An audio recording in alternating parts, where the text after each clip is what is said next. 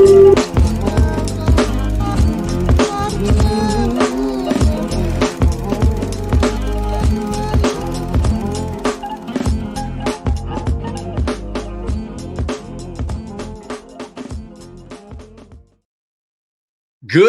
afternoon, good evening, good morning, depending on where you're at.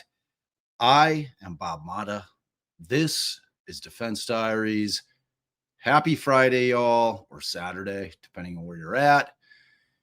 And it is Felonious Friday. We're bringing back our true crime roundup that we like to do. I'd like to make it a every week, or also known as weekly thing. And sometimes trials just don't allow for it. Sometimes they just don't allow for it. So, but this week, it's funny. It started out very, very slowly. And I'm like, wow, there's not a lot to cover. You know, I was kind of looking, I was asking the girls, I'm like, Tracy, Mandy, is there anything you guys think I should look at? And then all of a sudden, shit went sideways. And all of a sudden, there was a ton of shit to talk about. Ton of shit to review, and that's what we're going to do. I don't know where my wife is. She's coming. She'll be here in the very near future. I saw her backstage, and then she dipped. So, and I'm going to wait because I've got a bit of a disclaimer, a bit of a warning, as it were, for today's live for all of my beautiful humans in there. And let's go, babe. Hey, there she is, my beautiful and brilliant co-host, Allie. What's up, girl? Hey, babe. Hey, all. All right. So, you know, per usual, we were panicking, trying to get everything ready. Allie's dropping McDonald's off to Scarlett because she demanded it, 20 minutes before the show starts. So, panic always ensues. Panic always ensues. Man, this light's bright. It's making my face look shiny. Shiny? I think you look gorgeous. Gorge. All right, so here we go. If you're new to the channel, welcome. If you've been here forever, you should know all this that I'm about to say. If you're dipping your toes in, been here a couple times, you don't really know what's up, then this message is really for all of you. So today, and I've seen the comments, a couple of comments in chat regarding the Charlie Kirk assassination, and I'm aware that most law tubers are avoiding it like the plague. And on this channel, we avoid talking politics like the plague. And I'm always going to stand by that because this is a true crime channel. If you want to talk about politics or you want to listen about politics, there are a million channels that you can go to and you can just hit your fill. This ain't that spot. However, when we have an intersection of true crime that happens to involve politics, well, I'm not going to be afraid to come on and talk about the crime, period. And so my expectation of you, this incredible community that we've built, is to always, number one, be kind. We know that. Allow for debate, allow for opposing views, because quite frankly, that's literally what our country was built on. And if you can't understand that concept, if you have no room in your mind to either listen to what somebody else is saying to you and to process it and then come back if you disagree with a rebuttal other than you're fucking stupid or you're a fucking clown, because I've got news for you. That is not a debate. That tells me you've lost because you have nothing of substance to say in response to somebody's view, even if you hate it. So what you do in that situation is you go back, you do a little reading, you learn about the thing that you're so passionate about, and then you come armed with information. So you could take anybody on you want civilly. Because I don't give a shit what side of the aisle you're on in this channel. I do not care. I honestly don't. because Allie and I know, yeah, we're lawyers. We were lawyers and we are lawyers. And what that means is that we argue and debate for a living civilly. So I hold all of you to that same standard. We will allow you to debate till high holy hell in this chat as long as you keep it civil. When you start name calling, when you start straight up trolling, unfortunately, we're going to bounce you. And that's your own fault. You don't come back and say, oh, you bounced me because I was being a douchebag. Well, no, you got bounced because you were being a douchebag. So I want to be able to talk about cases like Charlie Kirk without fear that my chat's going to explode. I already put too much on our mods. They have itchy trigger fingers because they're on high alert, because it's very important for Allison and I to have a safe space for everybody. For everybody. I know I have some super liberal fans in here. I know I have some super conservative fans in here. And I love it that way, because that's what our fucking country is all about. The art of debate is on life support if it's not already dead. And that's what's so... No, sorry, you were mid-sentence. I was mid-sentence. I'm going to give you your piece to say whatever you want. Just let me finish this rant. So the way that I look at the Charlie Kirk assassination, and it's the only way to look at it, I'm sorry, but there is no room for political violence in this country. I know that you hear all the fucking talking heads talk about it, but it is true. If you have devolved to the point where you have to kill somebody that you disagree with, then we have lost all hope. We have lost all hope. Do you understand that? Can you, you need to be able to process it. And I don't care what side you're on, because frankly, you want to know the truth. I think all politicians are full of shit. I don't give a fuck what party they're in. Sorry. That's my personal feeling about it.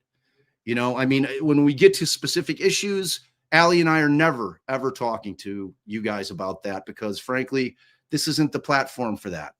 I'm not a political channel. It's not what we do.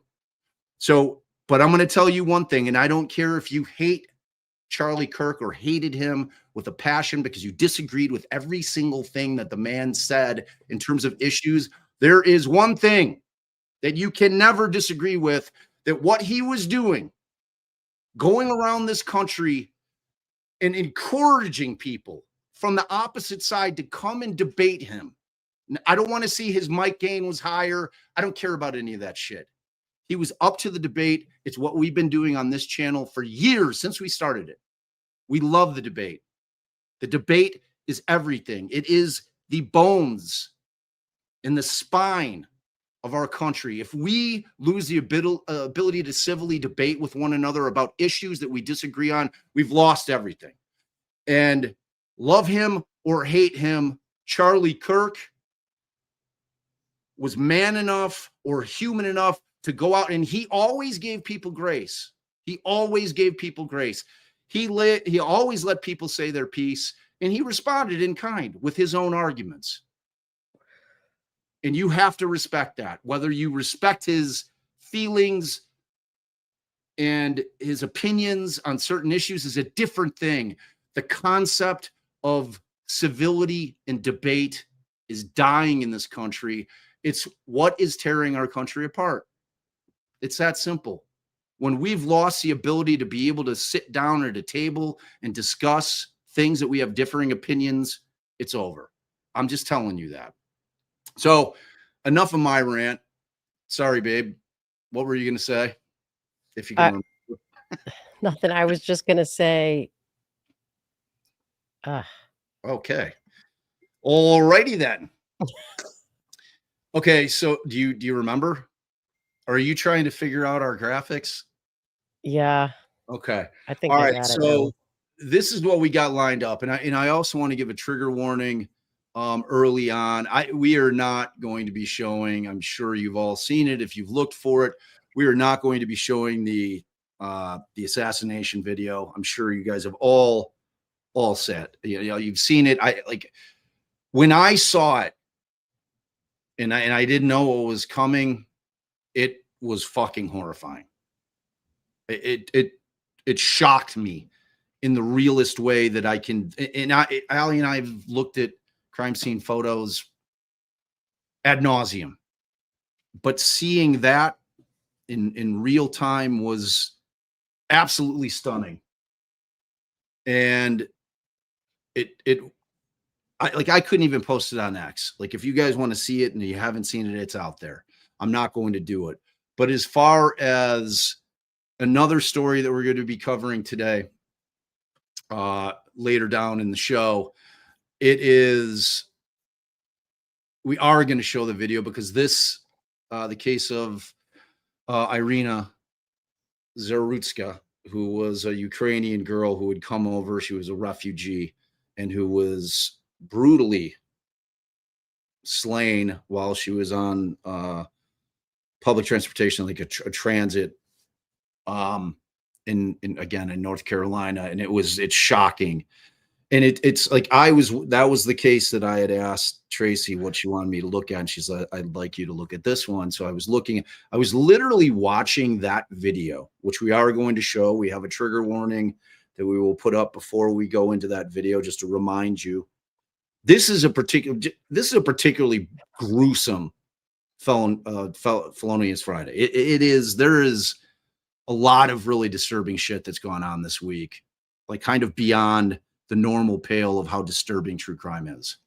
Like, this was an exceptionally violent week. But so I'm watching that video and just feeling nauseous watching this video of Iryna being attacked without provocation on this transit thing. And all of a sudden I hear that Charlie Kirk's been shot. And so I'm on Twitter. Somebody, of course, posts it. No warning.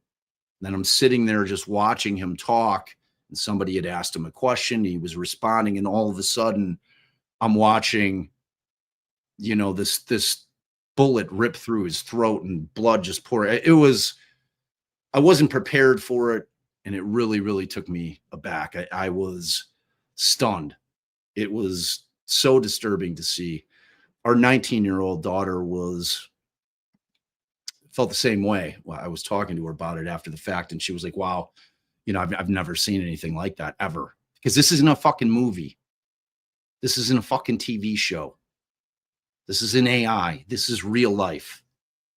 And my 19-year-old had never seen anything like that.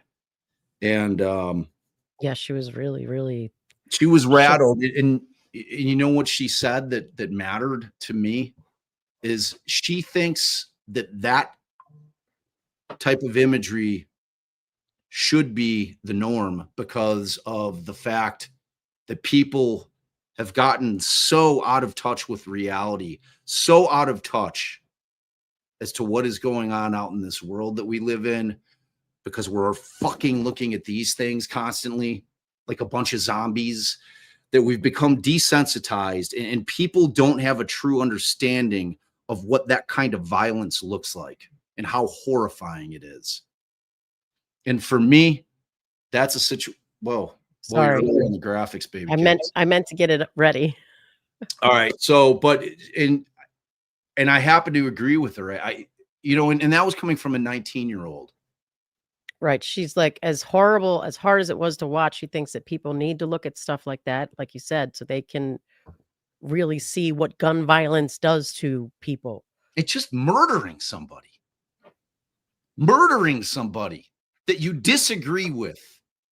And I don't give a shit how adamant you are that your position is right.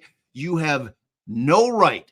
There is no place for anybody to harm or kill somebody that they disagree with about anything.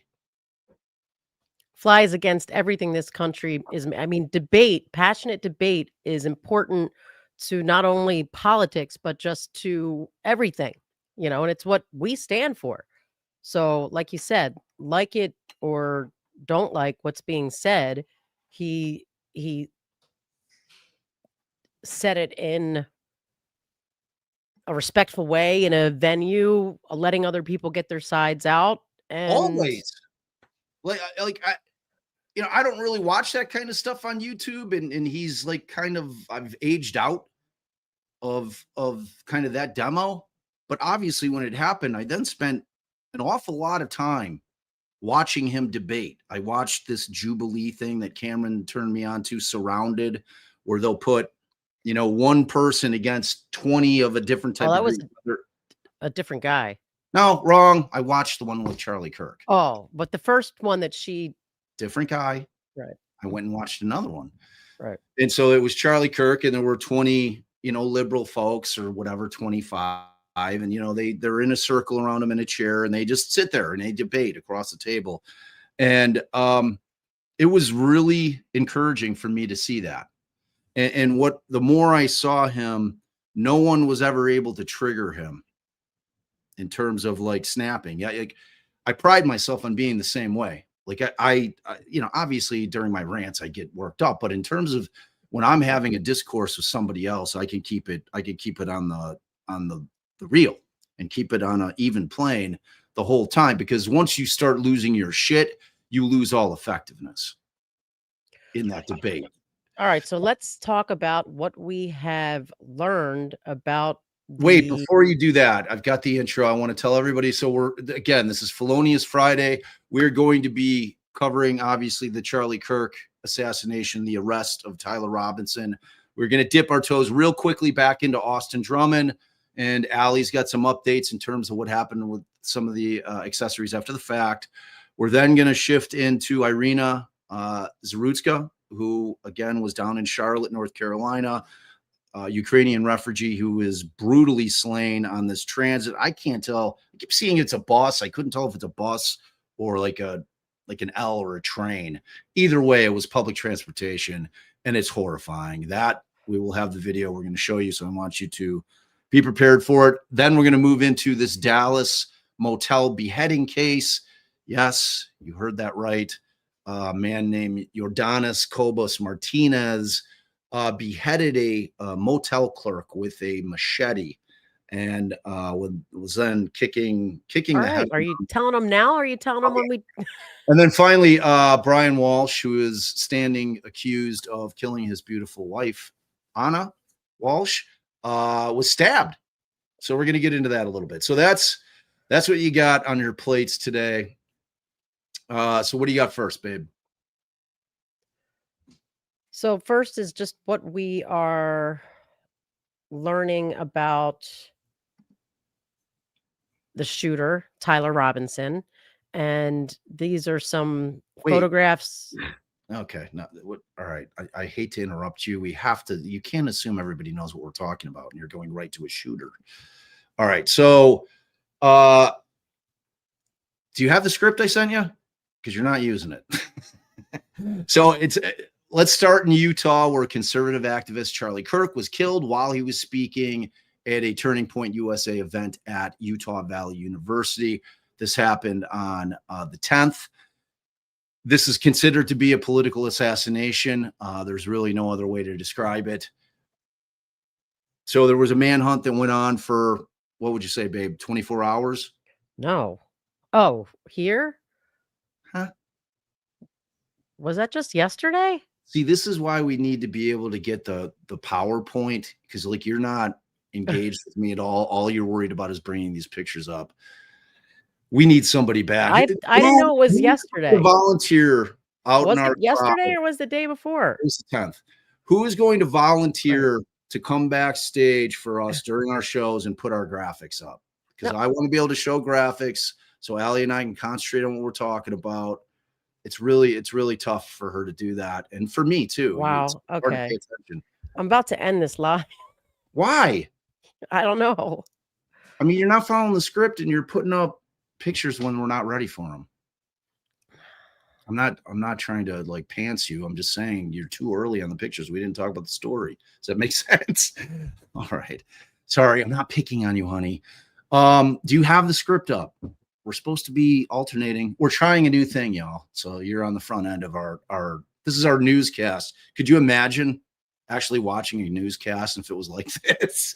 Be like, I think Strangle I'd you. be That's what like, they'd watch. I think I'd be riveted.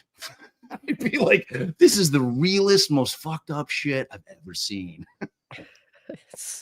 Sorry, Your Honor, I'm not a cat. All right, where are you at? All right, let's start in Utah, where conservative activist Charlie Kirk was killed while speaking to a Turning Point USA event at Utah Valley University. This was a political assassination. No other way to describe it. Hey, am I playing your role?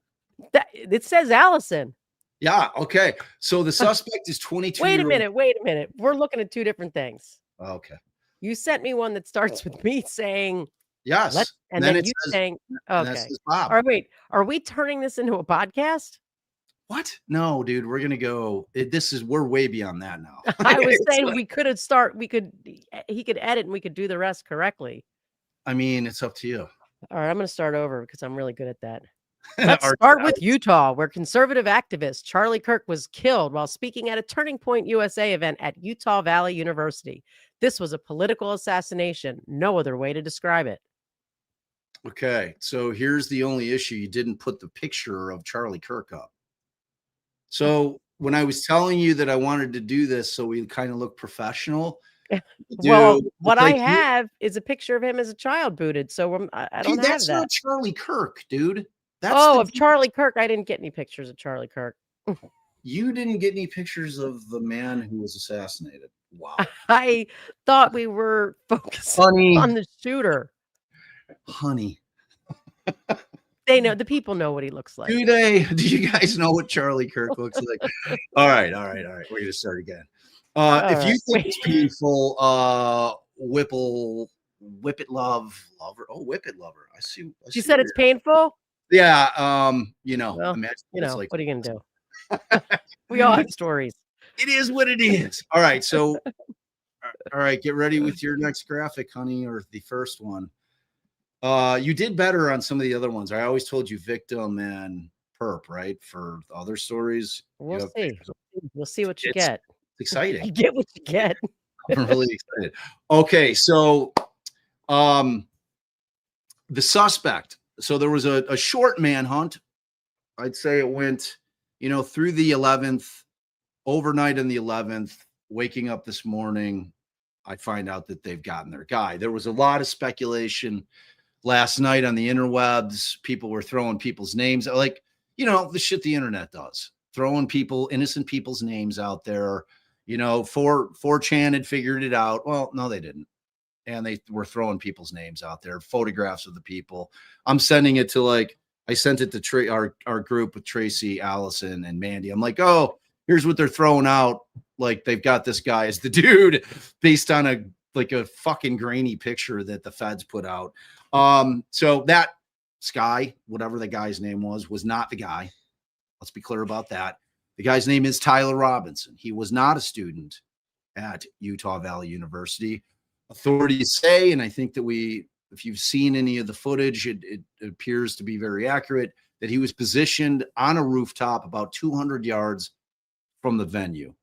As I said, Charlie Kirk was sitting under a kind of a easy up tent, and he is in the middle of a debate. Somebody had asked a question, which was his format. He'd have somebody, kind of behind the fenced area asking questions. They had a mic there, and he was in the process of answering a question, sadly and ironically, about mass shootings and guns. And as soon as he had uttered the words, something about, does that include gang violence? You can hear a shot rip through the air. And, it ended up, I think what happened is it bounced off his vest and ricocheted right through his carotid artery. The blood loss was horrifying and unbelievable. So he fires this single shot with a scoped bolt action rifle. It was, so you get all the former cops and snipers all over YouTube talking about, how difficult of a shot that is. So I don't know. All right. So what's even more disturbing is that the bullet casings he left behind, they're engraved. Their inscriptions were found on 3 unfired casings. The first one read, "Hey, fascist, catch," with an up arrow and a right arrow and 3 down arrows. So I put it to you guys because I don't know what those arrows mean. I don't know if you guys know what those arrows mean. The second said, "Oh, Bella, ciao." Bella, ciao, bello. Sorry. "Oh, Bella, ciao, ciao, Bella, ciao, Bella, ciao, ciao, ciao." Only Now, if Cameron was she was in our chat. She knows what all this. They're all from memes, apparently. She sent me right. the memes. So Bella Ciao technically means goodbye beautiful in Italian, but it's also the title of a song dedicated to the Italian resistance who fought against the occupying troops of Nazi Germany. And the third one read, "If you read this, you are gay, laughing my ass off, LMAO." And so those I know from Cameron come directly from these memes that were out there from like she said it was during COVID. Right. Oh. So this detail alone is going to be powerful evidence at trial. It screams motive, intent, and ideology. Right. And law enforcement says that they've tied Robinson to the rifle and the casings, plus Discord messages where he allegedly discussed hiding the weapon and fleeing. Surveillance showed him changing clothes on the rooftop. From where we stand at this point, it is a very, very strong circumstantial case. So he's been charged with aggravated murder in Utah. That's the state's highest homicide charge, and it opens the door to the death penalty. Obviously, you've got aggravating factors here: a political assassination, shooting into a crowd, premeditation. I also would anticipate that there will be federal charges, not unlike what we saw with Maggione. Luigi Mangione. Yeah, exactly. All right. So what I'm going to do now, babe, before we just keep plugging along, we do have Tracy was able to get the affidavit of probable cause. It's not overly lengthy. We are going to read it real quickly to y'all, just so you have it. I will pull it up now, and we will go through it. Should give us some details that we do not already have. Okay, so can you guys see that? Kind of, a little bit. Okay, so how do I move this little dude? How do I get rid of this guy? Oh, okay. All right, I believe there is probable cause to charge the defendant with these charges because the following information was obtained by your affiant from police officers, multiple video recordings posted on social media websites, Utah Valley University campus surveillance cameras, and those who witnessed the incident. On September 10th of 2025, Charles James Kirk was at the Utah Valley University campus in Orem, Utah for a political event. Mr. Kirk is a conservative political activist who was scheduled to speak at an event in the courtyard area on the UVU campus. The courtyard area is to the west of the Luzi, how would you pronounce that? Luzi Center building. According to the video recordings, Charles was wearing a white t-shirt and dark pants, sitting under a white canopy in a courtyard of the campus facing to the east. The event was attended by hundreds of individuals. Charles was surrounded by people, with multiple individuals to his left, right, and rear and front of the canopy. Behind the canopy was a walkway used to access for various parts of the university.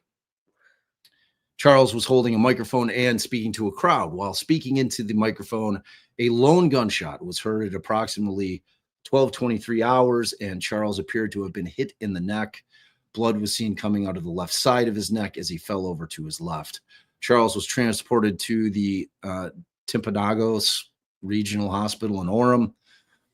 Charles was pronounced deceased at the hospital. Investigators reviewed the Utah Valley University surveillance cameras. While reviewing the surveillance cameras, investigators observed an individual on the rooftop of the unidentified, of the Lucy. Do you think that's how you say it? I hate when there's shit I can't pronounce. Just say The center Lucy building. building. Yeah, the center building on the UVU campus at the time of the shooting. Hereafter the footage. Wait, Here hereafter. after the unidentified Oh, individual. yeah. Okay. Unidentified individual will be referred to as suspect based on surveillance camera Based footage. on surveillance camera footage, the suspect appears to be a Wow. white male with dark-colored hair, wearing dark-colored hat, sunglasses, a long-sleeved black shirt with a picture of an American flag and an eagle printed on the shirt, dark-colored jeans, and a white/gray shoes with white-colored shoelaces. The shoes appear to be consistent with Chuck Taylor's Converse-style shoes. Suspect is also wearing a dark-colored backpack on his back. Suspect walks with a distinctive gait. That's something I was noting to Bob, even just in his stance, that somebody should be able to recognize him from that. Yeah. Prior to the shooting, the suspect appears to walk with a stiff right leg and is at a relatively low pace. Suspect's ability to bend his right leg appears to be restricted. Investigators were able to track suspect's movement on the UVU campus starting at approximately 11:50 hours on 9/10/25. Get babe. At approximately 11:50, a UVU surveillance camera first captured suspect walking across a grassy area north of Campus Drive at approximately 800 West. Suspect walked south through the parking lot and approached a pedestrian tunnel that runs underneath Campus Drive.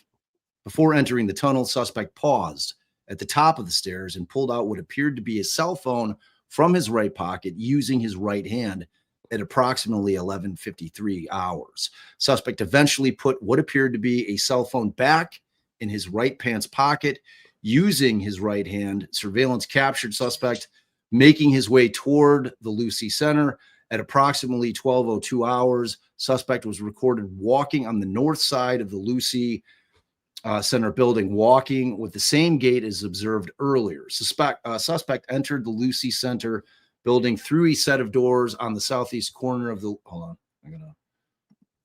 I'm not liking my shit. Sorry. Wow. In the southeast corner of the Lucy Center building. At approximately 12:15 hours, suspect was observed walking up the stairs that lead to the common area adjacent to the Lucy Center building. Suspect walked to a short concrete wall that separates the common area from the rooftop of the Lucy Center building. At approximately 12:17 hours, suspect climbed over the short wall and appeared to crouch down on the north side of the wall on the rooftop. At approximately 12:22 hours, suspect stood up and started running across the rooftop of the Lucy Center building. The notable limp from previous surveillance was absent. Suspect ran to the west side of the rooftop and appeared to scoot along the rooftop area as he got closer to the edge of the rooftop. At approximately 12:22 hours, suspect laid down in a position consistent with a prone shooting position near the edge of the rooftop and appeared to be facing west in the direction of the courtyard area. The rooftop of the Lucy Center building overlooks the courtyard area where the event featuring Charlie Kirk was taking place. The Lucy Center building is east of the courtyard area. At approximately 12:23 hours, Charlie Kirk was shot. At approximately 12:23 hours, surveillance shows that a suspect stood up suddenly from the edge of the rooftop. From the edge of the rooftop and it sprinted north on the rooftop of the Lucy Center building. Suspect ran to the northeast corner of the Lucy building and approached the edge of the rooftop. Suspect placed a dark colored item on the rooftop and proceeded to lower himself off the rooftop. Suspect dropped off the rooftop onto the grass below. Suspect, does that say suspect hours? I don't know, because I was looking to see if anybody was correcting us on this pronunciation of the center Lucy. building. Okay. Yeah. Yeah. For future reference, these fucking people need to use space and a half. I've never seen, like, it's like blinding me. Like they put it all as like just no space in between the lines. Super annoying. So suspect ran north near the parking lot to the east of the Lucy Center. At approximately 12:24 hours, suspect ran north across the Campus Drive Road. Suspect appeared to be carrying an item whose identity is not clear from the surveillance. The Area to the north of Campus Drive Road where suspect crossed over consists of a grassy area with trees on the edge of the UVU campus. Investigators discovered a bolt-action rifle wrapped in a dark-colored towel. The rifle was determined to be a Mauser model 98 30-06 caliber bolt-action rifle. The rifle had a scope mounted on top of it. Investigators noted inscriptions that had been engraved on the casings found with the rifle. Inscriptions on the fired casing read, "Notices bulge, OWO, what's this?" Inscriptions on the 3 unfired casings read, "Hey, fascist, catch," up arrow symbol, right arrow symbol, and 3 down arrow symbols. A second unfired casing read, "Oh, bello ciao, bello ciao, bello ciao, ciao, ciao." And a third unfired casing read, "If you read this, you are gay, LMAO."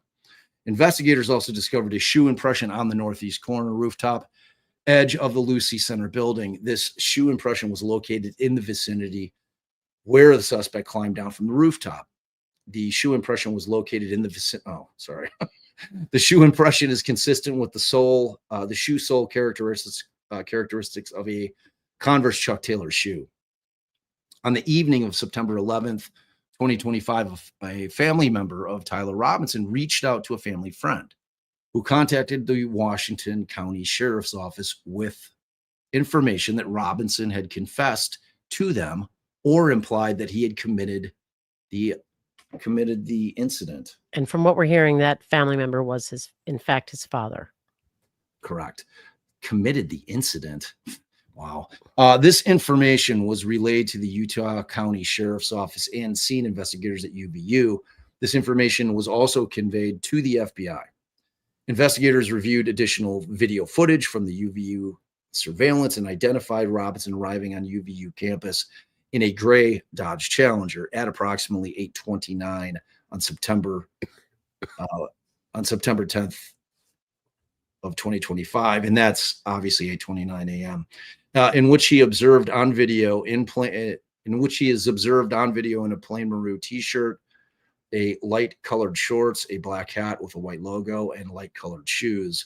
When encountered in person by investigators in Washington County on September 12th, early morning hours, Robinson was observed in consistent clothing with the surveillance images. Wow, the guy didn't even change his shit. Investigators interviewed a family member of Robinson who stated that Robinson had become more political in recent years. The family member referenced a recent incident in which Robinson came to dinner prior to September 10th of 2025, and in conversation with another family member, Robinson mentioned Charlie Kirk was coming to UVU. They talked about why they didn't like him and the viewpoints he had. The family confirmed that Robinson had a gray Dodge Challenger. Investigators identified an individual as a roommate of Robinson. Investigators interviewed a roommate who stated that his roommate, referring to Robinson, made a joke on Discord.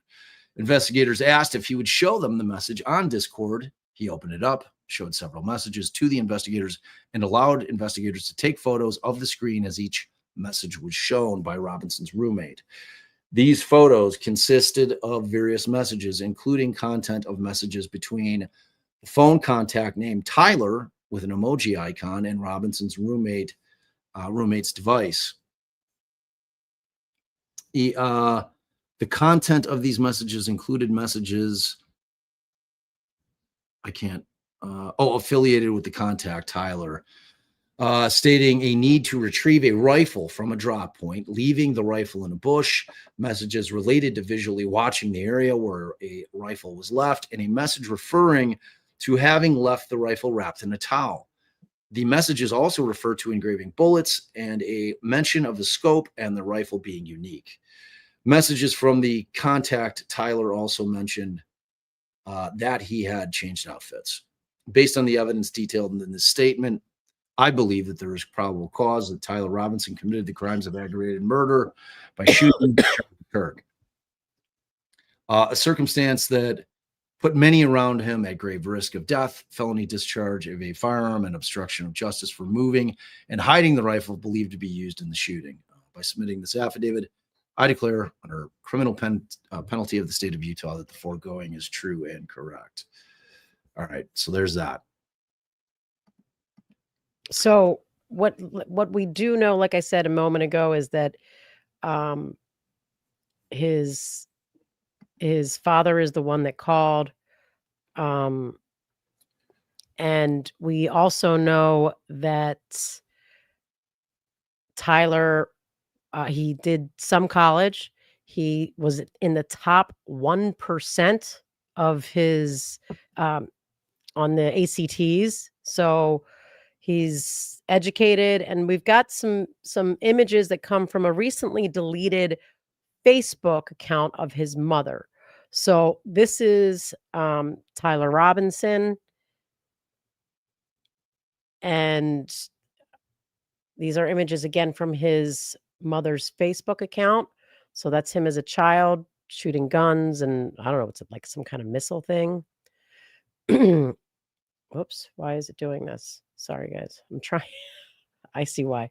I'm trying to change the screen by clicking on StreamYard instead of here. This is a picture of Tyler and his father, the father who called the family friend and to report that his son confessed to him.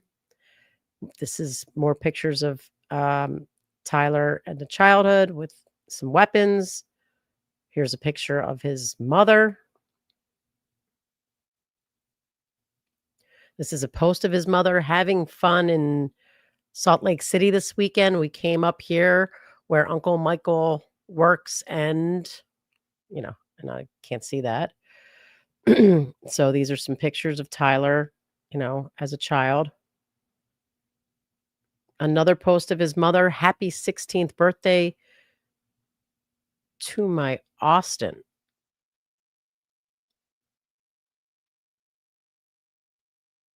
So I don't know. Maybe this is his brother? Maybe. Oh, my bad. Yeah. So this is his brother. God, you know, so here's that part that we talk about a lot on our channel because we see this side of it. This poor family, I mean, their entire life is now destroyed as well. So it's like that wake of destruction that these acts leave for everybody involved. Obviously, Charlie Kirk and his lovely wife and his two little girls are fatherless, husbandless. The entire Kirk family is destroyed. Everybody that cared about him is destroyed. And then you've got the family of the shooter, Right. who is innocent until proven guilty. Sounds like they have some pretty strong evidence. But Right. imagine being those folks. Imagine waking up this morning or finding out last night, if you're Tyler's father, that your kid did this. I mean, it's hard to contemplate that in terms of, especially if you're a parent and you kind of understand the dynamics of parenthood in terms of, you know, because it's funny, we just spoke about this concept a week ago. Remember, babe, we were talking about, would you rat your kid out? You know, and on this one, you'd almost have to. I mean, not even ignoring the moral compass of it, like he's got to get found and could have gotten killed. Yeah, and beyond that, you know, like I don't want, like, if that's a situation, you know, maybe I'm like, I don't know. I have no idea how I'd respond in that situation. I'd like to think that I would do the right thing. And, you know, I'd have to tell my kid, I'd be like, look, God, dude, like, what the fuck? You fucked up. Like, beyond fucked up. It's like, I feel like, you know what I mean? It's like, you have to do the right thing in that situation. And right. It's but whatever the case may be, and he did, he called in favors from people that he knew people that could get something done with it. And ultimately he surrendered. I mean, his kid was a fucking menace. It appears like a murdering menace. Bob says it appears because he's innocent until proven guilty. So, right. So Robinson does not appear to have any criminal record, according to state records that were reviewed by Reuters, which we know and trust.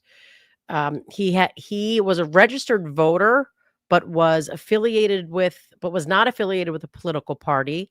And according to state voting records, and his records show he was an inactive voter, which means he had not cast a ballot in recent elections and had not responded to mailings from the county clerk since he's only 21. I don't know if he ever voted. There was a video posted by his mom on Facebook where Robinson can be seen reading aloud from a letter offering him a 4-year scholarship from Utah State University as his mom cheered in the background, and a post that he had earned a score of 34 on his ACT. That's what I mentioned before, his college entrance exams, which would put him in the top 1%.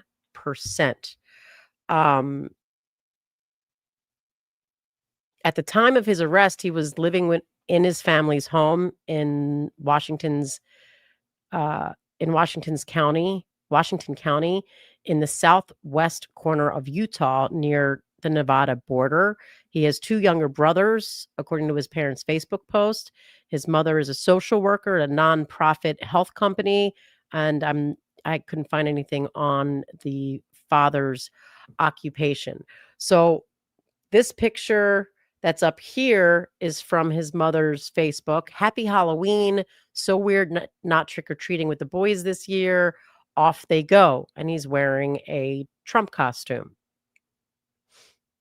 And here is his mugshot. You know what really bugs me more than anything is that this guy was bright, or is bright by all accounts, based on his scholarships and him being in the 1 percentile and various academic things. And like, he's exactly the type of guy where you should be able to handle a passionate debate. Right. You step up to the mic and you debate. And for whatever reason, this guy wasn't capable. So from a defense perspective, what would you do with it? Well, I mean, obviously, and I don't know what the law is. I'm about to read it after you say it, so go ahead. Like, so I'm obviously looking at some kind of mental health defect defense. I think that would probably be the best approach. I mean, obviously, you're going to have a lot of problems with that. You're going to have serious issues with the fact that he did a lot of evasive maneuvering in order to not get caught. Aside from changing his fucking clothes, kind of weird. He's still in the same shit like a full 24 hours later that he was seen running from the camp. So it's like, but I mean, typically when you're dealing with someone that goes to this extent, something has gone wrong in their mind. And, I know that there's plenty of folks out there that don't like to acknowledge that mental illness is a real thing, but it is. How effective it is in terms of a defense in a court of law, it's not real effective. I mean, we talk about it. We say this all the time. Lawyers consider an insanity defense or something akin to that is basically being the defense of last resort. That's like, if all else fails, I guess we'll lean into this mental defect thing, which is not the way it should be. I understand intimately the concept of it being incongruent for you to sit on a jury, see that somebody has done something fucking beyond just awful, and you were having to utter the words, not guilty by way of mental illness, or not guilty by way of insanity. And that person would then not walk free, but they would be institutionalized, and I get it. I understand how people have a really, really hard time giving people what they would consider to be a pass in that type of situation. However, if you've ever dealt with anybody with mental illness, and I'm talking about true mental illness, and we're going to be dealing with multiple cases today, that there are people just teeming with mental illness that commit these upcoming crimes. Like, these are not people that are rationally thinking. There is something broken in their minds to where they are not able to distinguish reality from whatever's going on in their head. So, that's where I think that I would probably land. I mean, what do you think? Well, I wanted to start with the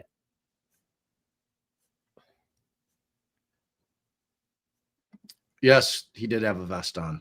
Charlie Kirk had a vest under his t-shirt. He always wore one. If that's what you guys are talking about, Sassy. So they have both insanity and diminished mental capacity in Utah. I can't, speak to it in depth because I haven't had a chance to review it all.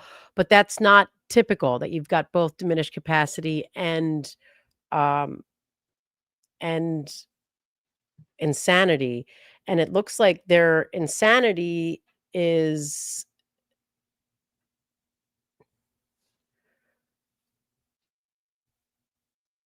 sorry, my lord.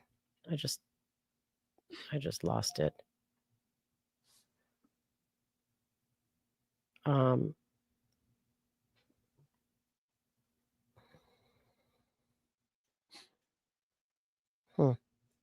What happened, Bay? What happened, hon? Did you lose it in like one of a million? Yeah, I clicked on something within the I've been there, baby. Many, many times. I've got way too many tabs open. All right. Well, whatever. So they have both, and it's if a mental illness makes you not be able to form the proper mens rea, which is different than saying you have to not understand the difference between right or wrong. It's saying that for some reason you couldn't be doing this knowingly. Like if you're suffering under insanity where you can't really, you're delusional, something like that. But I don't think that there's a good chance that this would fit into it, but it's obviously something a defense attorney is going to have to look into, especially when they have diminished capacity. And even if it doesn't come to a full-on defense, it's definitely something that can be used in mitigation, maybe the difference between life and death. Yeah. And then, so in terms of that, because for the aggravated portion of the statute, there's going to be things that they have to prove up. And I think that one of the things that we would seek to keep out at trial is the engraved casings, because they're very, very prejudicial. They obviously don't in any way, shape, like it. That's what turns the trial into a political trial when they bring that in, because the casings themselves, in terms of ones that weren't fired, yes, they're evidence, but in terms of what they said, it has nothing to do with the shooting itself in terms of the actus reus of him firing the weapon. But so Utah courts are pretty prosecution friendly on that. And, those casings go directly to intent and motive and planning. So if you're the state, that's Exhibit A. And as we both know, they'll argue all evidence is prejudicial. So that's a loophole. Yeah. Well, and they're right. As far as the planning, I mean, how, that clearly takes time. Right. Shell casings are small. So, to be able to, to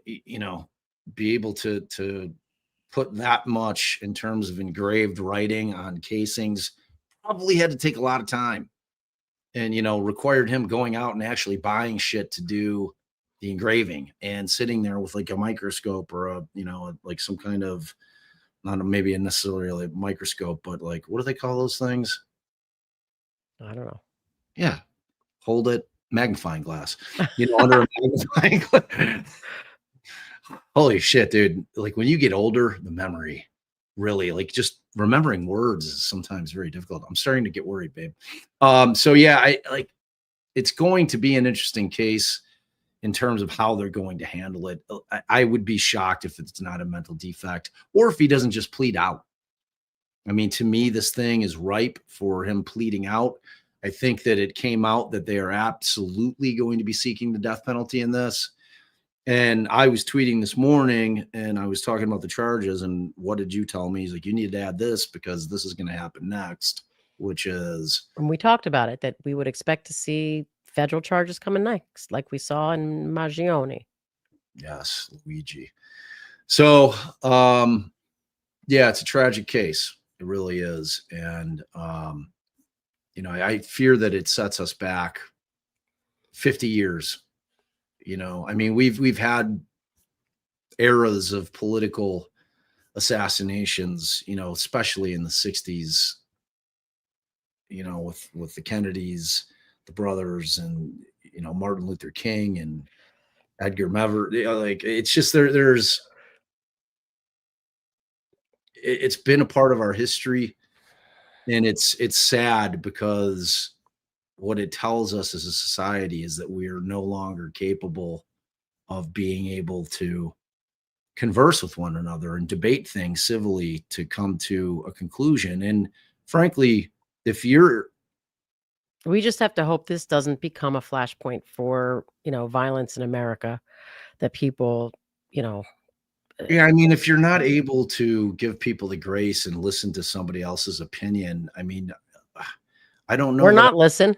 Or either. Well, I mean, that's what I mean. You hear them out. That doesn't mean that you agree. But like, if you're so one-sided in an opinion, like, I'm just saying, you don't have to hear them out and not commit violence against them as well. You could decide not to hear them out. Right. Yeah. I mean, if you're not in the position where you feel like you're a master debater, then yeah, maybe you just ignore the conversation and say, you know what, I'm good, man. Right. But, all right. If you're up for the fight, then there you go. All right. So we are just going to touch again on Austin Drummond. And for those of you that don't know, that's a Tennessee case. Austin Drummond, who's 28, is accused of murdering 4 people in Lake County, Tennessee: Matthew Wilson and Adriana Williams, Williams' teenage brother, Braden, and her mother, Courtney Rose. And in the middle of all this horror, when that was taking place, a 7-month-old baby was found abandoned but alive miles away, 40 miles to be exact, in another county. That detail alone, and I know that it shocked me when I heard it. I'm like, wait, the baby was alive? Immediately I was like, what the hell is going on with this case? Sorry. I was going to say, when I first heard it, I was just like, in my mind, I was envisioning that it had happened on somebody's property, that this was one of those things where they seem to happen on the property, where you have these kind of like mass killings of families, like what went on in Pikesville, or I think Pikeville or Pikesville, with the, the entire family that was slaughtered. It's right. Crazy. And if you want more details about this case, because we're not going to go through the whole Austin Drummond case now, we've got numerous other lives you should absolutely go and watch. But Drummond was captured in Jackson, Tennessee. But the case doesn't stop there. Several people have been arrested as accessories after the fact, charged with helping him flee, hide evidence, or mislead police. And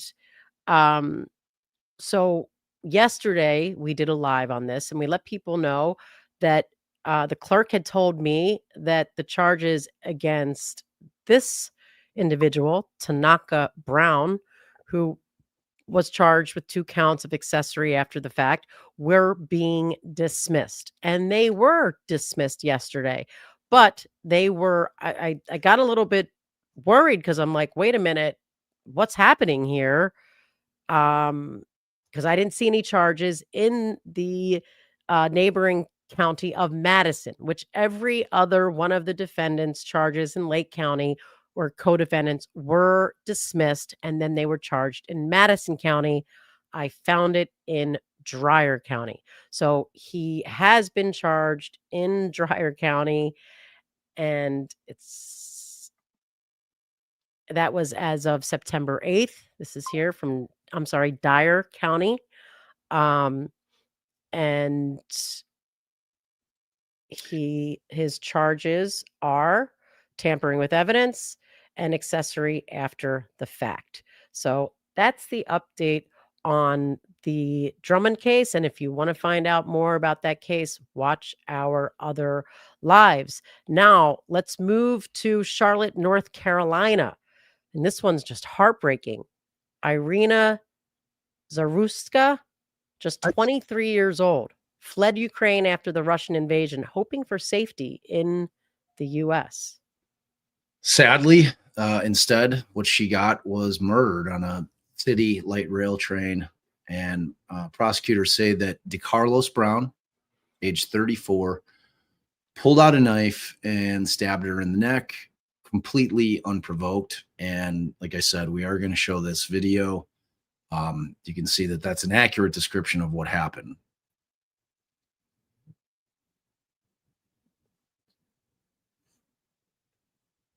Surveillance caught it. Witnesses says he shouted, "I got that white girl." That phrase is already fueling debate about hate crime charges. Yeah. As far as, do you want to show the video now? Do you have it queued up? Sure. And then so we'll talk. This here is the defendant charged along with the victim. This is a photograph from the train. From the train. And we are going to show a video next. Yeah, and I'm serious. Prepare yourselves. It's not that it's overly gory, but when you know what the end result of it is, it's shocking to the conscience. It's hard to watch. It's hard to watch.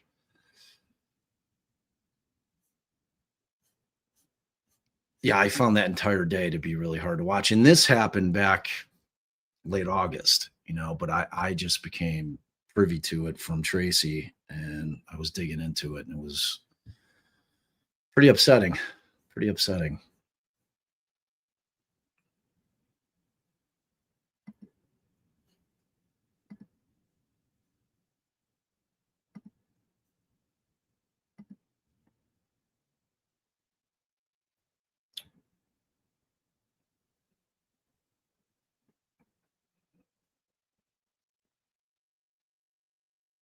It's like I was sitting there. You sit there and you watch it, and you can't. I mean, you see him doing something, but you don't like. I didn't see the wounds. What? Yeah, but then you see all the blood on the seat there. Whoa. I don't know what happened there. I don't know. That's the Charlie Kirk thing. So, as you can see, so he gets arrested in short order, and currently he's facing first-degree murder in state court as well as federal charge too, because the attack happened on mass transit, giving federal jurisdiction.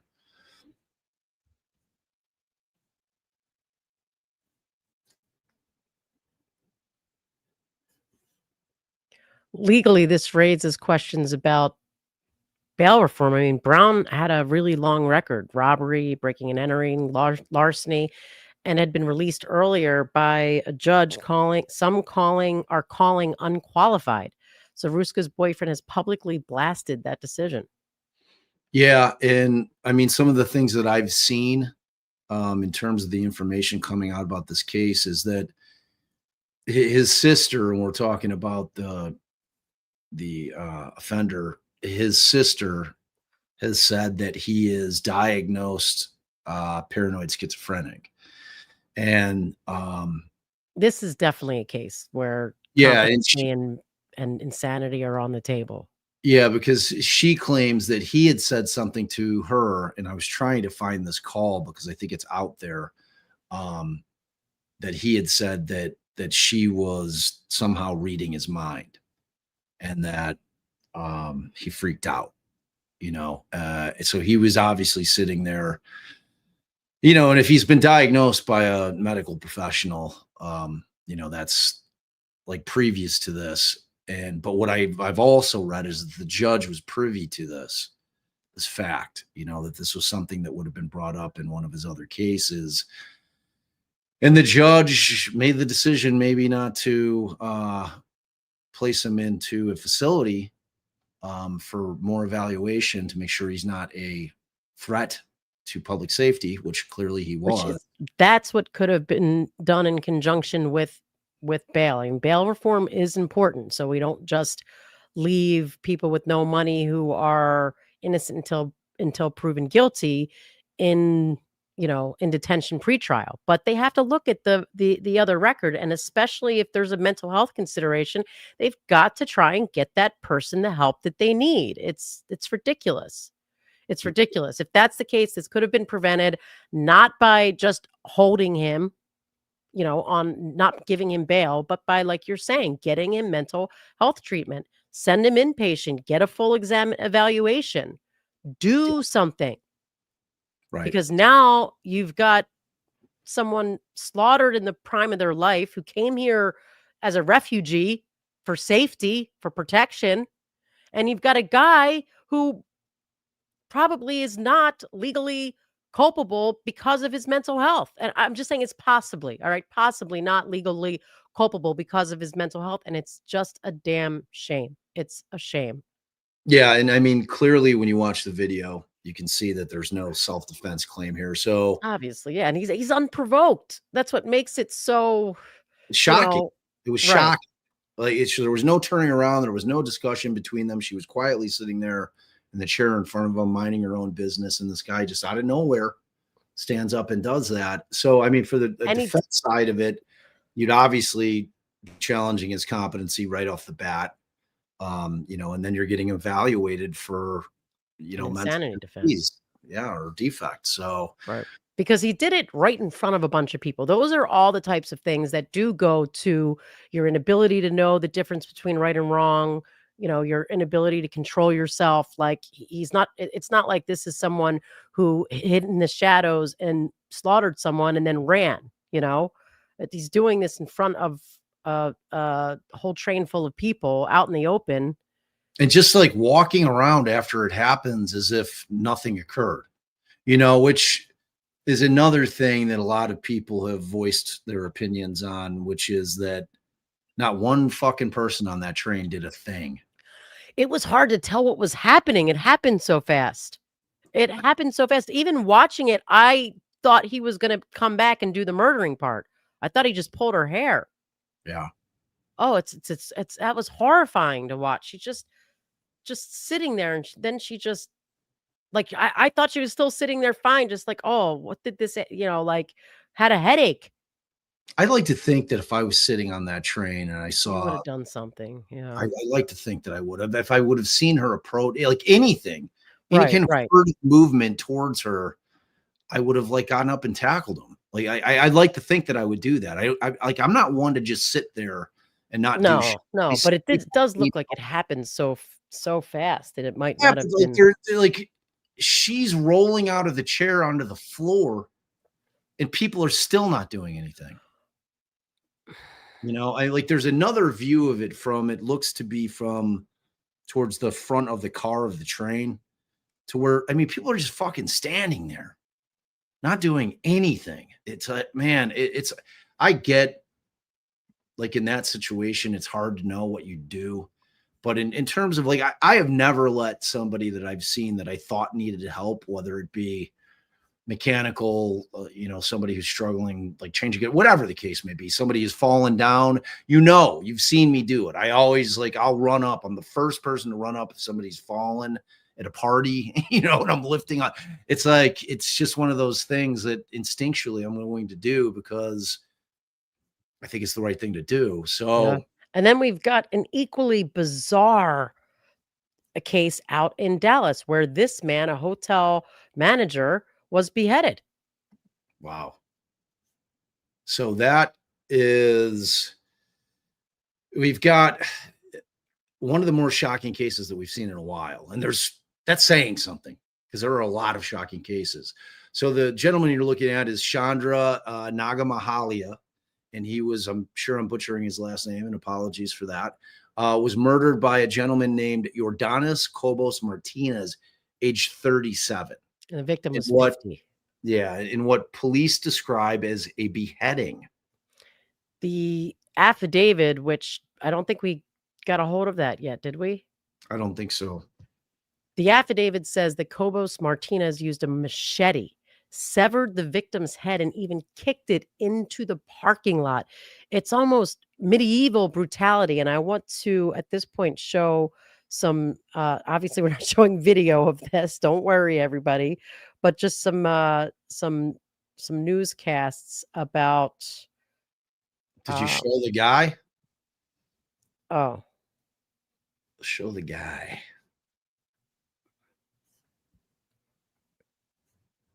What's up, Will? So that's the guy. So, and again, his name is Yordanis Kobos Martinez. And at this point, he's been charged with capital murder in Texas, which means that prosecutors can pursue the death penalty. And knowing Texas, they are very much going to do that. Interestingly, which is another hot button topic, he's also on an immigration hold. So federal custody may overlap it. We'll have to see how that plays out. All right, give me a second here. You know, in putting aside the immigration issue of it, but again, we have yet another case wherein I think his competency to stand trial will almost certainly be raised. Because yeah, I mean, you'll see this all started from the guy asked him like not to use the broken washing machine. But here we will. I've got this ready now. What do you got?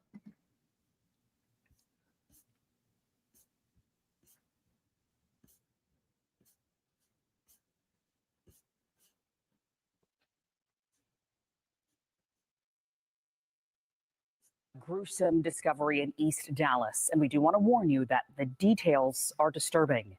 We also now have the I was trying to move for Yordanis Kobos Martinez. He's the man accused of beheading a manager at the motel where they worked. Now, that grisly scene unfolding this morning at Downtown Suites in the 3400 block of Samuel Boulevard. And as our Meredith Yeoman shows, it may have all started over a broken washing machine. From video of the suspect's arrest to when first responders arrived on scene, details into the beheading death of a motel manager are disturbing. That stabbing, the suspect has a machete, and Fire is noticing that he is actually cutting someone's head off. Oh my God. They were called to Downtown Suites around 9:30 this morning after witnesses like this motel resident who asked not to be identified called 911. I see this on TV, but I never seen somebody get their head chopped off. According to a newly released arrest affidavit, the suspect got upset when the victim used a translator to tell the suspect not to use a broken washing machine in the laundry room. It says the suspect then produced a machete and started cutting and stabbing the victim. While he was chasing him, the man was literally hollering, "Stop, stop, stop." After running for his life, witnesses say the suspect decapitated the victim in front of his wife and son, then left his head in a dumpster. The suspect, arrested a short time later, his shirt covered in blood, has now been identified as Yordanis Kobos Martinez, a 37-year-old linked to crimes in California, Florida, and Houston. The Cuban national now charged with capital murder and on an ICE hold in the Dallas County Jail. The victim, identified by police as 50-year-old Chandra Nagamalia, who motel property owners describe as a good, hardworking person. Meredith Yeomans, NBC5. And during questioning, police say the suspect admitted to the killing and stole the victim's key card and cell phone. Wow. I mean, and now here's the problem with that guy's case. Like, what the fuck is he doing walking around with a machete? Like, he clearly had the machete with him. I'm sure he didn't say, hey, hold on, man, I'll be back in a minute. Well, here's what someone who worked with him had to say about him. And then we have to ask the chat because Tracy just sent me the video of it happening. No So way. that's like a super trigger warning. I haven't even seen it. So What? Oh my God. I warned you all this entire episode was a trigger warning, really. And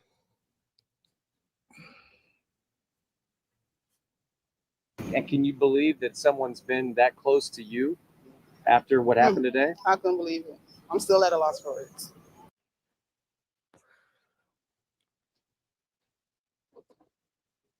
okay, what happened? You know, that you couldn't believe that this had happened. Not at all. Not at all. Because he didn't, the person that did it didn't seem like he's capable of doing that. Oh. Very quiet, cleaned the rooms, went home. That was it. And the guy that was killed, he was nice, was about business, stayed out the way, didn't cause anyone no harm. So yeah, that was crazy. Again, we mentioned about just like what it would take to actually decapitate somebody. Mm-hmm. I mean, that goes to a different level of understanding how crazy this is. Yeah, very calculated, very thought out. So that had to have been built up. And they said he had a machete. Did you ever see him with that before? No? Hell no. I wouldn't be here. I would have left. No, Yeah. I never seen a machete. No weapon, period. How long have you been here, Kim, by the way? 3 months. 3 months. Mm-hmm. So the manager's name's Bobby? Bob something. I don't know his last name. Okay. We just called him Bob. Just seems like again, like you said, it's all about business. Probably wanted to make sure everybody had their rent paid. Always. Make sure everybody was taken care of. Yeah. And the other guy, what can you tell me about the suspect? Quiet.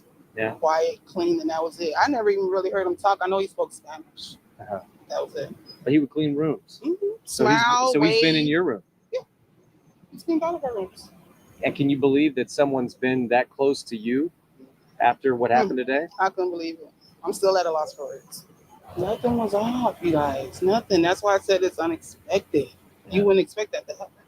Nothing comes to mind. Nothing. Never heard him argue with no one, cuss no one out, nothing. He just clean and go home. Yeah. So this feels very out of character. Very. Very. But again, we don't know what happened or what was said between him and Bob. We don't know. I don't know. Gotcha. What was most memorable about Bob? Yeah, the victim. Like I said, I like the fact that he always made sure we were all taken care of. We were all good. That was it. It was just quiet. He wasn't a bad guy. Yeah, are you going to continue sticking around? You just asked me the same thing. Honestly, after my last couple days, because I'm paid up for the week, I don't know. It's convenient because it's not too far from where I work. I work downtown. Oh, she was staying at the motel. Yeah. Yeah. I mean, so that, again, that's another case where you fully expect that obviously you're going to have mental health defect issues, competency issues, you know, because as a defense attorney, you're not looking forward to trying that case. You know, I mean, factually, it's repugnant. You know, I mean, how do you prepare a jury for a case that is that disturbing? I know. How do you seat a jury for something that grotesque?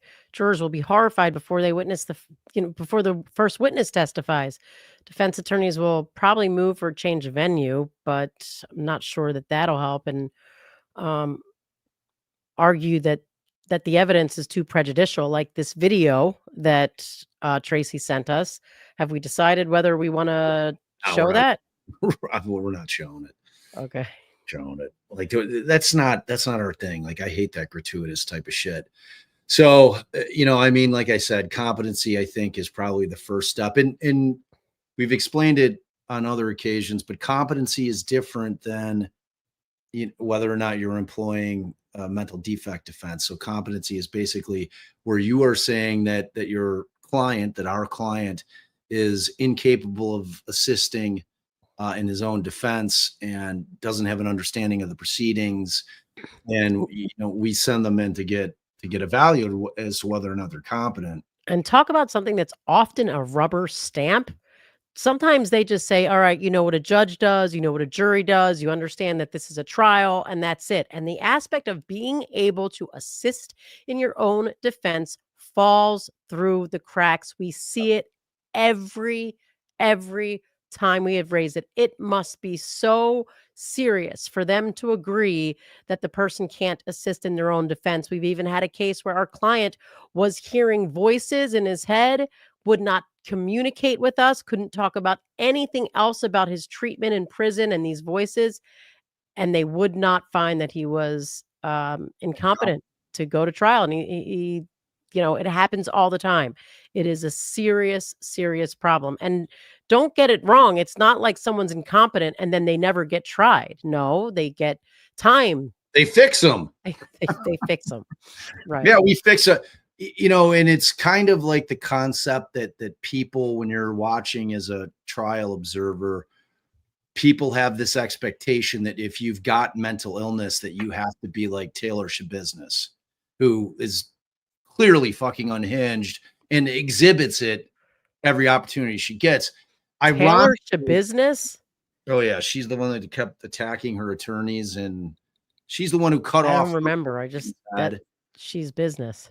Yeah, she did the same. She was another beheading person, but she was sitting, and it was up in Wisconsin, and she kept attacking, like physically attacking her lawyers in court. Her shit, which ironically people then think, oh wow, she's crazy. Like she's like she can't be competent, right? Ironically, the reality is that I think that she planned to do all that shit. I think that everything that she was doing in court was actually premeditated. So, which to me is kind of the opposite of what you're dealing with when you're dealing with, say, a paranoid schizophrenic who's not taking their medication. You know, I mean, in that type of situation, people that have these visions, intrusive thoughts. Yeah, but they're real for them. Right. In a way that, like, if somebody, like, usually paranoid schizophrenics have the concept that somebody is after them. Like that is the thing that they're worried about. They believe every person they see, they think that person is in on it. And for them, it's vividly real. There is no slipping in between reality and whatever their mind is tricking them into thinking is reality. And, you know, when you have a situation like that, in my estimation, the criminal justice system has to start acknowledging that this shit exists. And again, it goes back to what I was talking about a half an hour ago. I get it. I get how it is hard. It's hard to reconcile those two things where you're like your morality saying, I cannot even utter the words not guilty in any fashion, even if the words by reason of insanity are attached to it, because I just saw evidence that this guy chopped this guy's head off. Like, I can't do it. Like, I'm not, you know what I mean? So I understand that. But you have to also understand that if you don't have the capabilities mentally in your mind to be able to snap back into reality, to understand what you're doing, you can't be held criminally liable, not under the law. And it's a really hard thing to convince people of. And, you know, and it's a shame because, you know, the reality is that somebody like that probably would spend the rest of their life in a hospital, you know, for the criminally insane. And, you know, they would try to treat that person. Maybe you can learn something from that person. I mean, I think that there's upsides, you know, putting somebody like that in prison. And God forbid you put them in Gen Pop, like nothing's going to get better in those surroundings, in that person. And, you know, Texas juries have historically been skeptical of the insanity defense. So that'll be even harder with the Texas jury. So, you know, what to watch for? Will the prosecutors say that they're seeking the death penalty? Will the defense pursue an insanity plea? And obviously there's going to be corresponding federal immigration issues that really won't come into play until afterwards. But babe, why don't you tell us about what is going on with Brian Walsh? So if you guys aren't familiar with the Walsh case, it's another Massachusetts case. It happens to involve many of the same officers that were involved in the Karen Reed case. Same cast of suspects. You know, you had Proctor involved, you have Buchanan involved, a lot of these same dudes. And ultimately, what Brian Walsh is alleged to have done is he is alleged to have killed his wife and the mother of his children. And it sounds like another dismemberment case, and he was seen all over the city depositing bags, garbage bags in various dumpsters. To this point, they have not discovered the body and the remains of Anna. And it's set for trial, I think, in early December. Right, in Norfolk County. In Norfolk County. And it is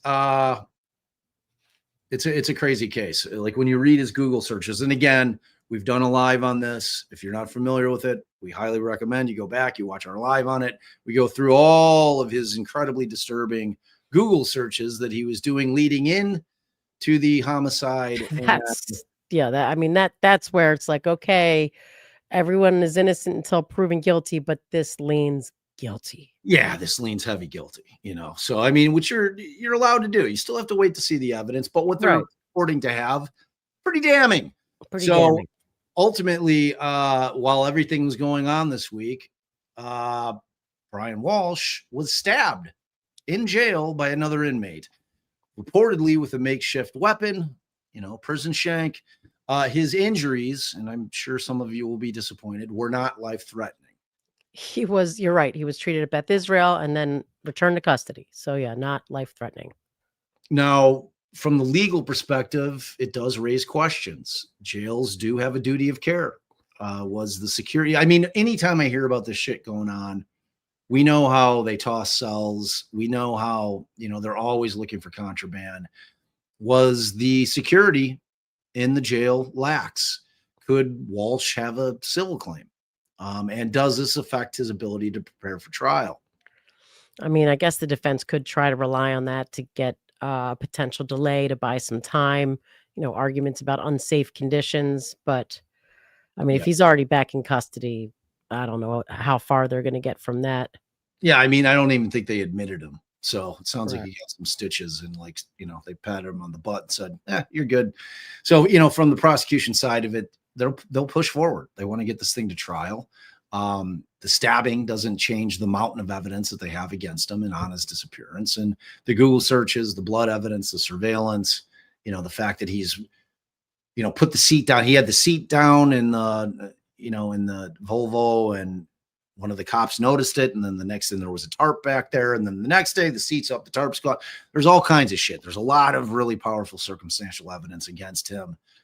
It's a real shame that he has not told law enforcement where the body is, but obviously it appears that this guy's going to be trying to, you know, try the case. I don't know. Assert his innocence.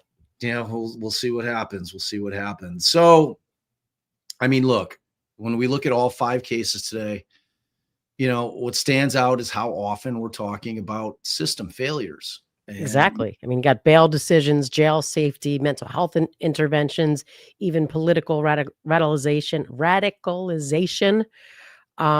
These aren't isolated crimes. They reveal cracks in both the justice system and our mental health system.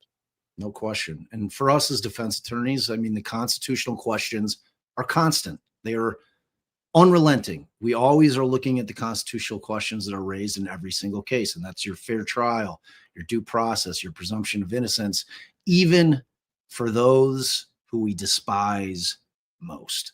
I mean, I think probably the person that I can't stand the most for whatever reason, and there's a lot of people that I can't stand in terms of defendants we've seen recently, Adam Montgomery, which we didn't cover on this because he's up at the New Hampshire Supreme Court and he's trying to get a new trial. That fucking guy. I just hate him. I hate him. I do. I cannot stand, like, anytime I see that guy's face, I just want to plunge my fist straight into it.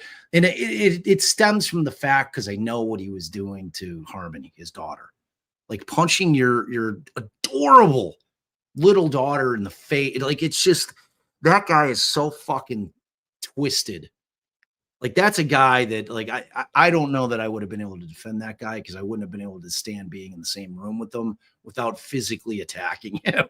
Like it would have been really, really challenging for me. Like Allie would have had to handle that one. I would have been like, oh, dude, I can't be around this dude. So yeah, that's where we're at today. All right. Well, History and Homicide says it's been a week. Felonious Friday.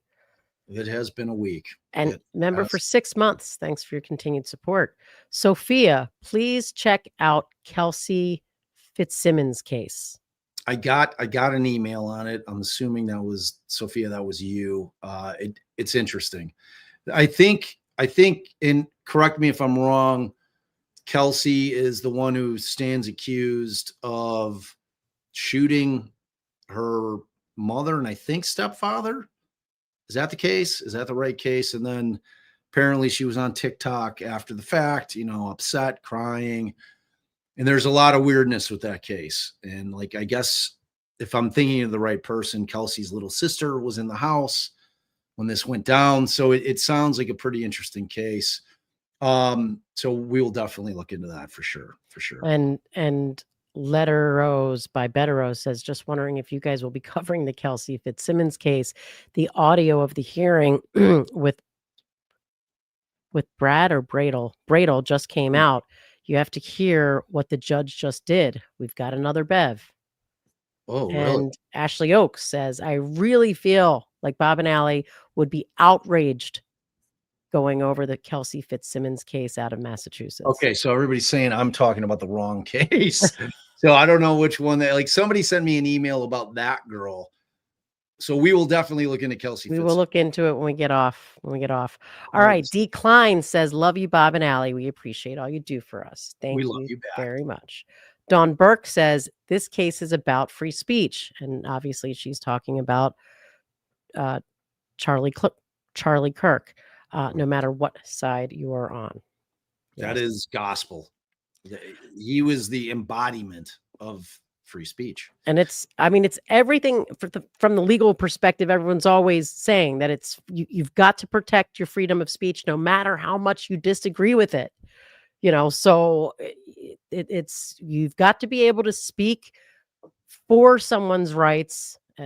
That is, in this case, speech, even if you strongly disagree with it. It's the part of the law we're saying it's easy to speak up for someone or speak out about something when you think they're wrongfully accused, like Karen Reed, so. Yeah. And it's one of those things where if we devolve to the point where we are incapable or that we feel so threatened with our own safety that we cannot speak our mind and voice our opinions, we do not want to live in that country. And that's what Duncan Idaho says. He says things feel very charged and precarious. I can't even speak. Precarious right now. Yeah. It's scary. It's scary. Shannon says, Bab, you're in danger, girl. Allie. I said I was gonna come up there and did I say stab you? Did I go that far? Slap you? I don't know what I said. Say that because everybody had been yelling at me in chat, like, "Oh, what are you doing?" They got mad at me when I was a little disappointed with our team. I don't remember what I said, but I said something like I was gonna come up there and smack you.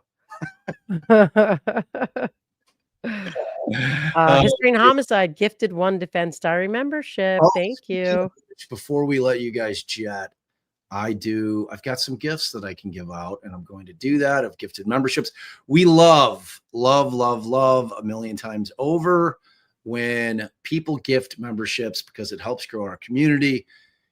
We hope that you like our content enough to maybe think about becoming a member yourself. I think we've got all kinds of levels. We've got some pretty affordable ones. And speaking of that, I was supposed to be doing the Wendy Adelson live today.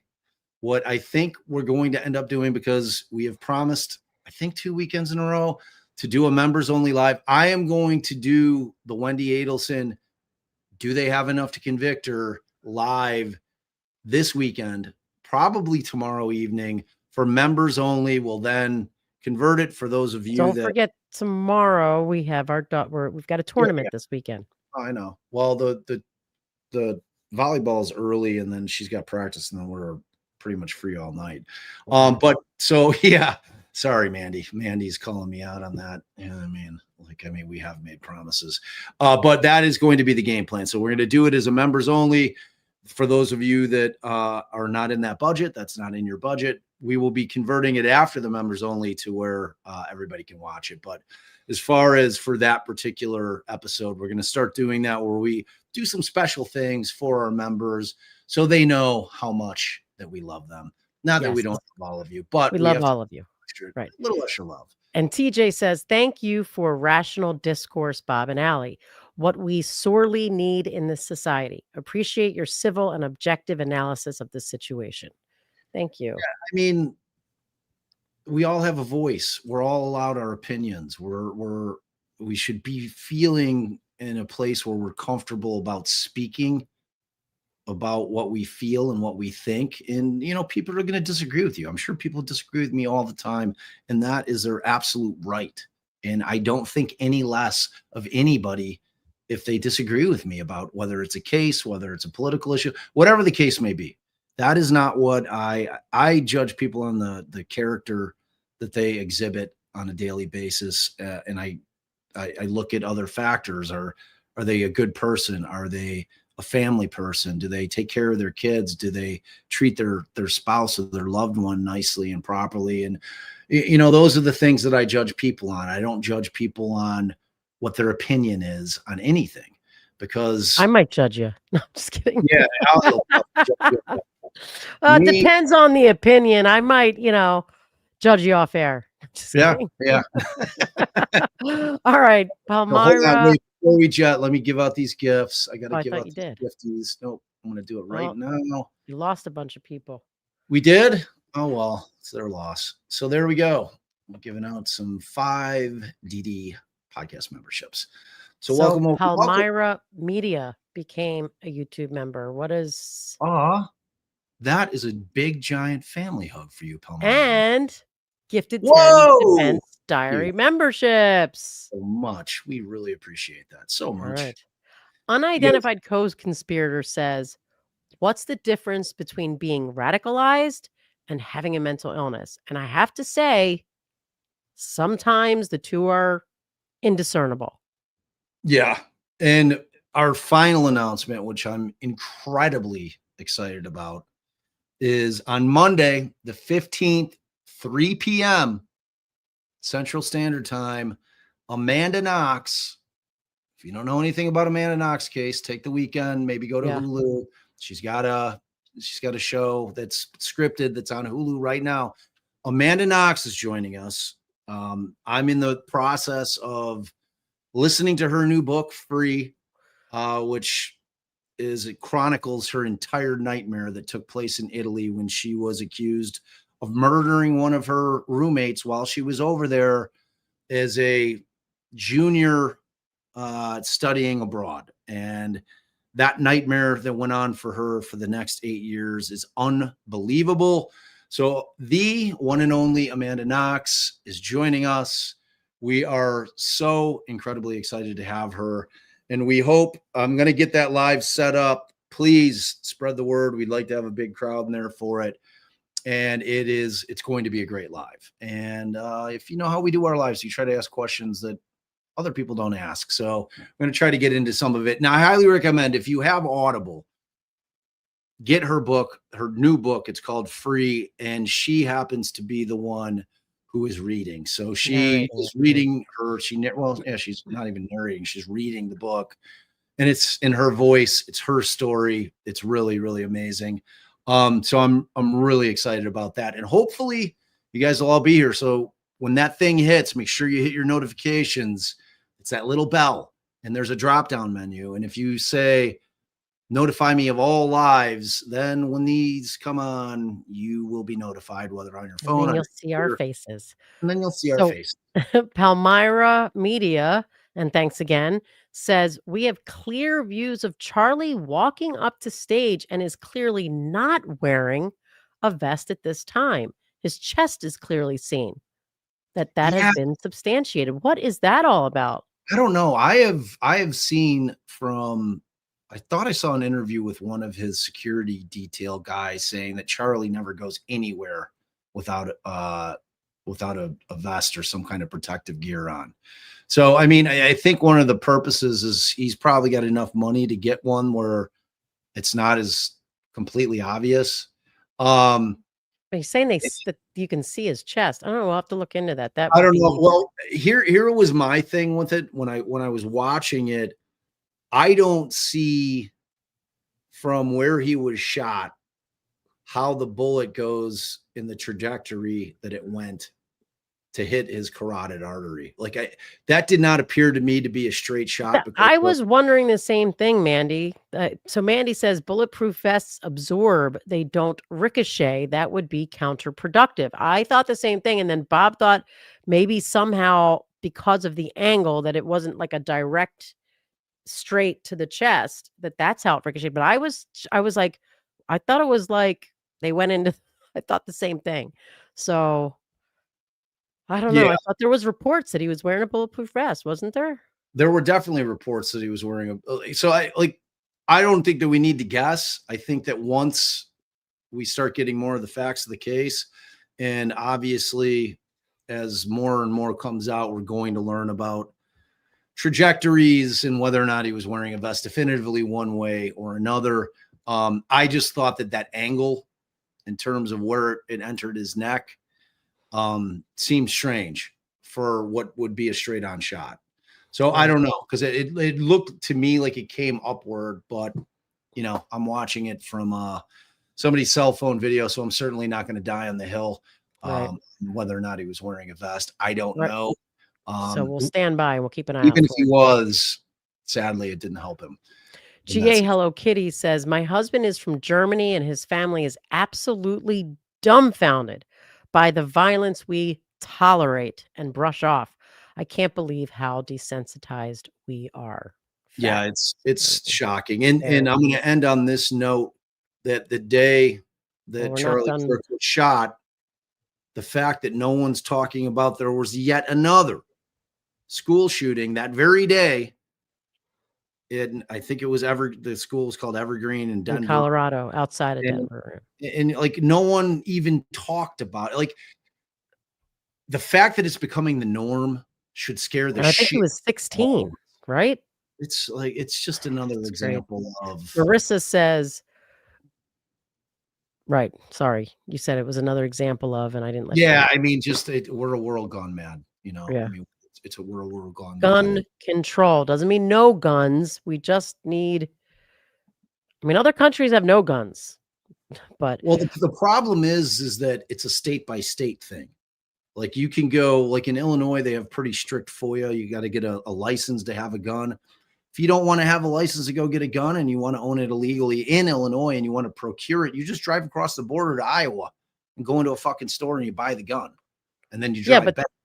No, but if Illinois had rule, you know, like you couldn't just carry your gun from Iowa and Illinois without complying with, if Illinois had that's what I'm saying, you'd have to be violating the law. Like if you want to be breaking the law, you get a FOID card, you drive over, you know, Illinois has a waiting period, you know, they do background checks. It's like a whole thing. Like Illinois is pretty progressive in terms of trying to, you know, obviously we have some serious fucking murder problems here in Illinois, especially in Chicago. So, I mean, it makes sense that they would try to do something in terms of curbing, you know, the purchase of weapons. I have a sneaking suspicion that a lot of those weapons are not, you know, registered and owned weapons that are being used. Right.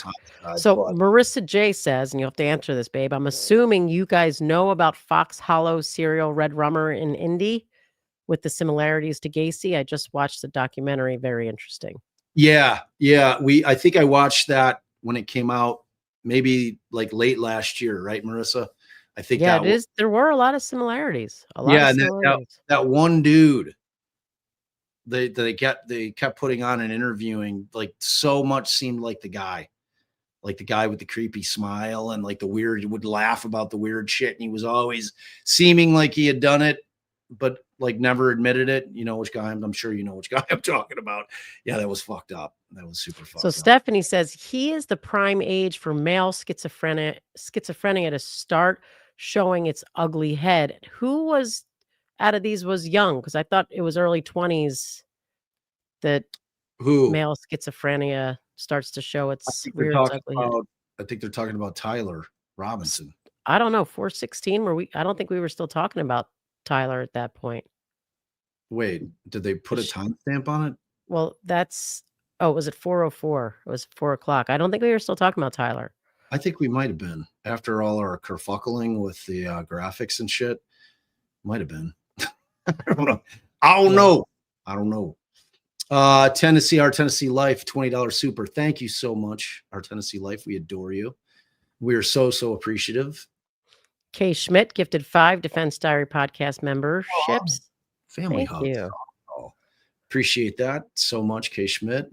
Weird Debbie. Thank you, Bob and Allie, for your coverage. Thank you, Weird Debbie, for being weird. And being a member for 6 months. Big time. And then we got Mags. What's she have to say, babe? She's been a member for 8 months, so thank you for that. I just want to say thanks for this amazing community, for your compassion and wisdom. Thank you. We appreciate that. And we want to thank you out there because by all accounts, you guys did an amazing job. You are the backbone of this channel, our community. And the fact that we have people on both sides of the aisle, which I want on this channel because we're all grown-ups. We're all smart. We've got a very, very smart chat. And I know that you guys are all capable of civilly debating things in the chat. I want this to be that channel where you're like, okay, I can't deal with all that shit over there. And they don't want to hear any concepts that aren't in line with theirs. So I'm going to dip.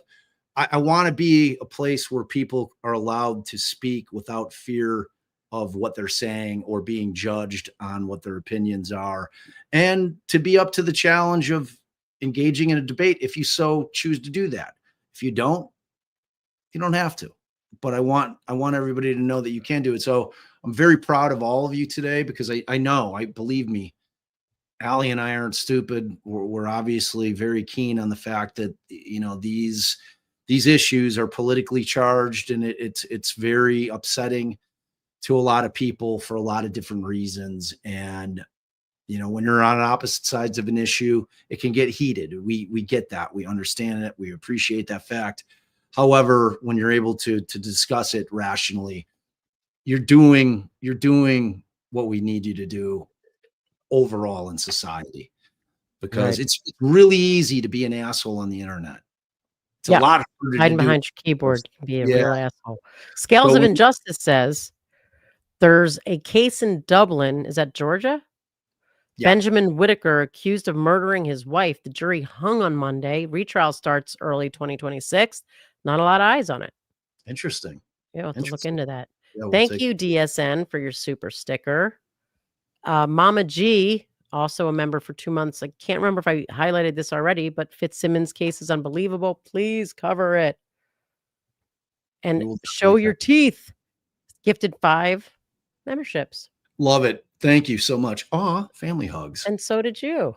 Aw, we love you guys. What the Duck became a YouTube member. Welcome. Aw, family hug. What the Duck. And Hope 8 Fear member for 14 months. Family hug. Thank you for your continued support. Indeed. Yeah, and we do have the DB Reddit. Give her a Reddit. Aw, give family hug right back. 8 Fear. I can't say. Big giant family hug for you. All right, y'all. Again, most likely a members only. Wendy Adelson tomorrow night. Come with your questions. Come to challenge me, because you guys know where I've been on that. I've been like, I don't know if they have enough. Let's see if I've changed my mind after Donna's conviction. It'll be interesting. So we put together a lot of the facts, a lot of the things that would appear to be very problematic for dear Wendy and her chance of remaining free. So we'll see. We'll see where I come down on that. I don't even know where Allie's at on that. She might be like, I mean, Allie was still kind of like, I don't know. Did Donna do it? Is Donna really guilty? I'm like, what? I'm like, that old. So it'll be interesting. And then Monday, Amanda Knox, be there, be square. Yes. It's going to be a great live. So, and do your homework on that case. If you don't know anything about Amanda Knox, be mesmerized and horrified about what she went through over in another country, being charged with killing another as an American citizen, not understanding the language, not having an American lawyer, not having support there. Everybody in her family lives here. Terrifying. Like I can't, as a young woman, it's unbelievable. So, all right, y'all, we love you so much, and we will check you on the flip side, because without y'all, I am just an old man sitting around talking to his wife. Boo.